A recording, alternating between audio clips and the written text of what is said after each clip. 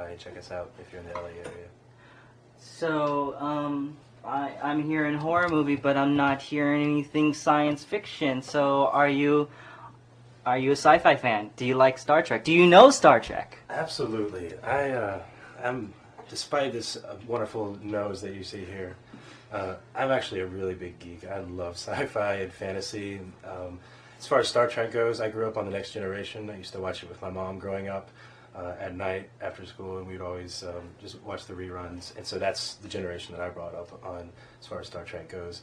And just to speak alone about Star Trek, Gene Roddenberry's vision of like a utopian future is a little far-fetched, but I don't think, I think it's one of those dreams that it's good to have and it's good to strive for, and it's good to believe in to a certain extent. So hopefully we can kind of reach that goal or shape our society in that direction. Is there a character that you identify with, or is there a favorite character that you have? Let's see. Well, as far as the Next Generation goes, I was always impressed with the role of Data, which his name escapes me right now. Brent Spiner. That's Brent Spiner. Just as far as his acting ability, because I think he was able to take what could be a very simple role as far as playing no emotion and and so forth, and turn it into something very, very unique. As you could equate that to like Arnold Schwarzenegger's The Terminator, which is a little bit of the same android kind of thing. But when you look at the two and compare the two, I just think Brent Spiner did an amazing job to bringing a human life to a non-human character in the most respectful way. So.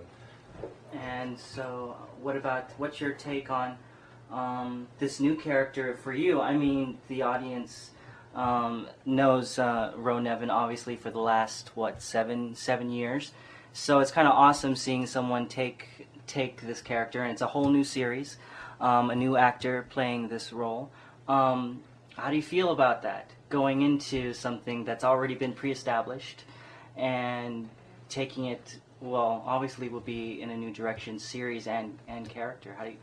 How do you feel about that? Well, I'm really, really excited about it. And first of all, I'd have to say to the fans of Ro Nevin that in no way do I mean to step on the toes or change anything that you've come to like about the character.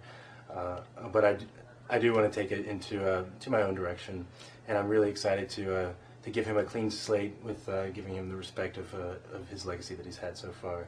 But I think he's a very troubled character and a very strong character. That's his character has been forged through fire, basically, and I want that struggle to show in him.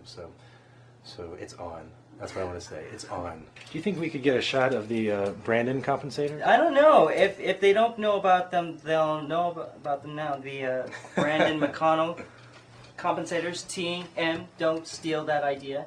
I'm actually 5'7". Online, I'm actually 5'6". Okay, I'm 5'5". But anyway, so this adds like 3 inches, so I can actually look like a taller midget in front of. How tall are you? I'm 5'11".